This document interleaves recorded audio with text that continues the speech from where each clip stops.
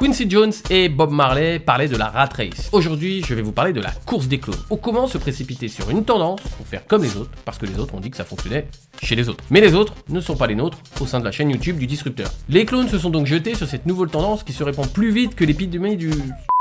J'ai pas le droit de dire le mot. Faire des shorts, faire des reels, ces petites vidéos de quelques secondes, très facilement partageables et surtout consommables. Aujourd'hui, on va voir que consommable n'est pas la même chose que désirable. Vous êtes sur la chaîne du disrupteur. Attachez vos ceintures.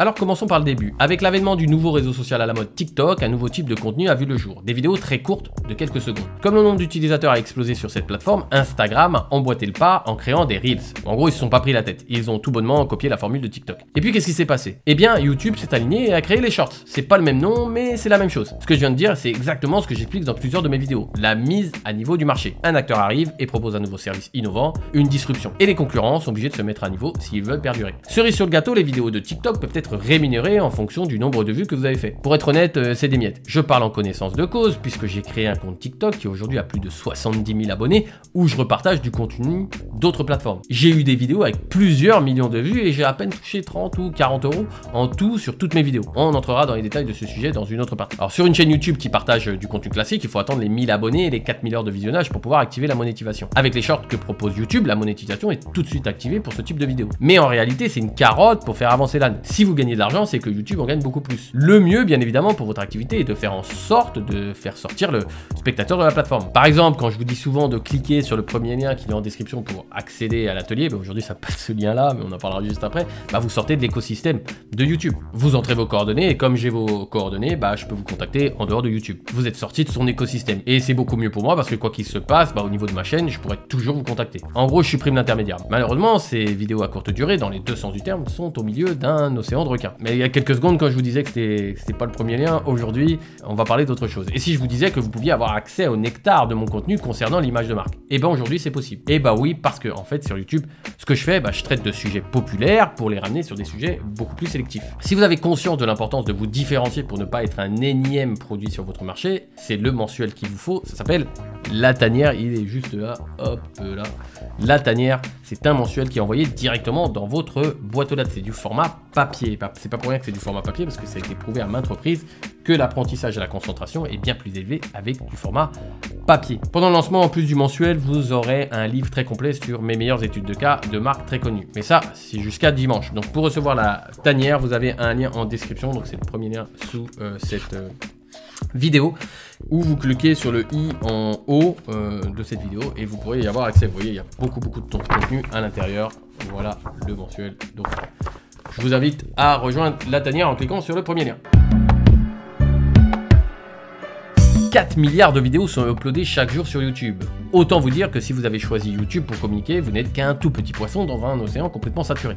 Bon, je vous rassure, c'est pareil sur tous les réseaux sociaux. C'est exactement le concept de l'océan bleu et de l'océan rouge, raconté dans le livre du même nom de W. Chan Kim. Le lien est en partie ressource si vous souhaitez en savoir plus sur cet ouvrage, très bon livre au passage. L'océan saturé, le rouge, c'est le marché classique de YouTube.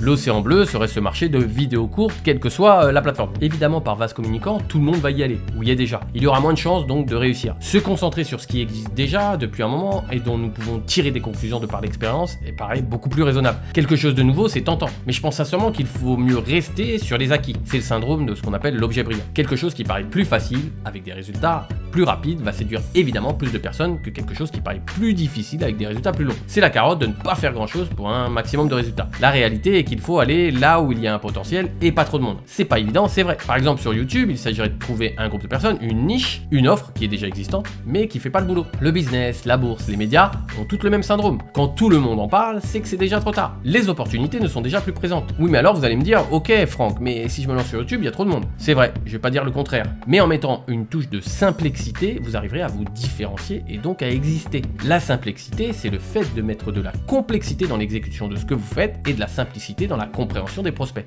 Exemple, dès le début de ma chaîne YouTube, j'ai créé un format de vidéo qui était difficile à reproduire. Louer un décor, des caméras professionnelles, un réalisateur. Tout ça nécessite des coûts que beaucoup de mes concurrents ne sont pas prêts à mettre. Bon, à ça évidemment, faut rajouter mon expertise. Mais toutes les pièces réunies font que je me différencie dans un milieu saturé. Alors, imaginons que vous cédiez aux sirènes de ces vidéos courtes. Vous vous mettez donc à créer du contenu court que vous pouvez produire à la chaîne. Bah oui, parce que produire une vidéo de 20 minutes et une de 30 secondes, bah c'est pas du tout le même travail. Mais partons à l'inverse. Qui préfère regarder des contenus courts? Des personnes qui veulent aller vite. Est-ce que c'est le public que vous souhaitez toucher? Si ce public consomme rapidement votre contenu, est-ce qu'il consommera rapidement votre produit? Est-ce qu'il consommera rapidement votre marque? Pour passer d'ailleurs à une marque suivante. Et dans ce cas-là, que se passera-t-il si demain, une nouvelle tendance arrive? Si un nouvel outil arrive sur le marché, est-ce que vous changerez encore et encore de stratégie? Une stratégie qui consiste à valoriser le long terme est plus viable qu'une stratégie qui vise le court terme. Je sais, ça paraît difficile, surtout dans un monde où tout doit aller vite, mais posez-vous 5 minutes et analysez toutes les marques que vous appréciez. Retracez leur parcours pour vous rendre compte de là où elles viennent et combien de temps ça a pris. Pas sûr que ce soit en 15 secondes. Aujourd'hui, on peut voir fleurir tout un tas d'experts de ce type de contenu, voire même des formations qui vous apprennent comment publier des vidéos de 15 secondes. Gagner beaucoup d'argent tout en publiant des vidéos qui nécessitent très peu de travail. La proposition, c'est vrai qu'elle est alléchante, mais la réalité est tout autre. La forme, c'est du fond qui remonte à la surface, disait Victor Hugo. La forme de l'expression est une donnée importante et éclaire le contenu, la signification. Faire des vidéos de 15 secondes, c'est peut-être qu'on n'a pas grand-chose à dire. D'ailleurs, beaucoup de ces prédicateurs vous indiquent que c'est très facile à faire, puisqu'il suffit de reprendre le contenu de quelqu'un d'autre et de le republier en format court. Ça doit certainement fonctionner, mais alors, quelle est la valeur de ce qui est produit? Gagner de l'argent, c'est ok, mais avoir des valeurs et par effet de levier, gagner de l'argent, c'est pérenne. Mais bon, il y a un truc sur lequel je vous ai menti. En fait, sur tout ce que je viens de vous dire, j'ai tort. Sur la chaîne YouTube, je travaille avec 2 partenaires. Ces partenaires m'aident à réaliser mes vidéos. Mais ce n'est pas n'importe quel partenaire. Ce sont des entreprises dans lesquelles j'ai investi. Bah oui, quand je vous parle sans arrêt de cohérence, alors moi-même, je me dois d'être cohérent dans les partenaires que j'ai choisis pour la chaîne YouTube. Le premier partenaire est le groupe Summit. C'est un groupe qui est spécialisé dans les investissements sur les crypto-monnaies. Pour faire clair et pour faire bref, ça fait plus de 2 ans que j'ai investi dans ce service et j'en suis très content puisque j'arrive à un rendement moyen de 4,4% par mois pour cette période avec un pic de rendement à 11,64%. Plutôt pas mal, voire même très intéressant. Pour en savoir plus sur le groupe Summit, vous avez un lien dans la description de cette vidéo pour aller sur le site, ainsi qu'une interview sur la chaîne qui parle en détail de cet investissement et des crypto-monnaies en général. Mon second partenaire, c'est la société américaine Inspire by USA.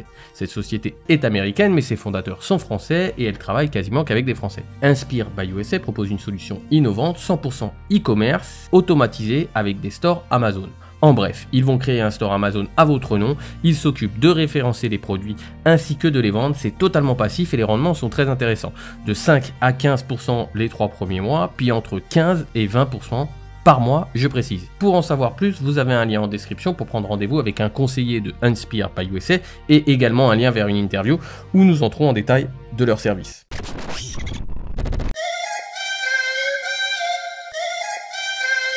Stanislas Leloup, auteur de l'excellente chaîne YouTube Marketing Mania Daily, est peut-être en train de me prouver le contraire. Depuis maintenant plusieurs semaines, il publie des shorts. Niveau vue, certains cumulent plusieurs millions. Allons plus loin. Le premier short que Stanislas a publié date du 1er juin 2022. D'après le site Social Blade, en juin 2022, il cumule plus de 6 millions de vues. Et en juillet, plus de 9 millions de vues. Ça commence à faire beaucoup tout ça. Le nombre d'abonnés augmente de manière corrélée, soit 16 600 en juin et 17 700 en juillet. Ah, j'ai oublié de préciser, cette chaîne n'a pas publié autre chose que des shorts depuis le mois de mai 2022. Les stats nous montrent donc que Stanislas a fait exploser son nombre de vues et son nombre d'abonnés par rapport à ce qu'il faisait d'habitude avec des vidéos plus longues. Ah, tu vois Franck, t'as tort. Oui, mais pas vraiment, parce qu'il y a de la subtilité dans ses résultats. Est-ce que cette chaîne réussit grâce aux shorts ou grâce à son contenu? Là, en réalité, la chaîne a juste changé la manière de partager son contenu. Mais le fond reste excellent. Il a donc adapté sa forme pour plaire à la tendance. Ça, c'est plutôt malin, plutôt que de uniquement aller dans une tendance en fonçant la tête baissée. Peut-être que la bonne stratégie, si ça vous tente, serait de créer une chaîne dédiée aux shorts pour éviter de mêler ces deux contenus qui pour moi n'ont strictement rien à voir dans la cohérence de la stratégie de communication de marque. Peut-être même que je le ferai pour voir si ça attire des personnes qualifiées. Et vous, que pensez-vous de cette nouvelle tendance qui se répand comme une traînée de poudre? Des shorts, des reels, est-ce que vous en faites? Est-ce que vous êtes tenté? Ou est-ce que votre vision est plus importante que votre chemin? J'attends votre avis en commentaire, n'oubliez pas que je lis tous les commentaires. Et en attendant, je vous invite à me retrouver dans la vidéo qui vient de s'afficher et qui complétera celle que vous venez de voir.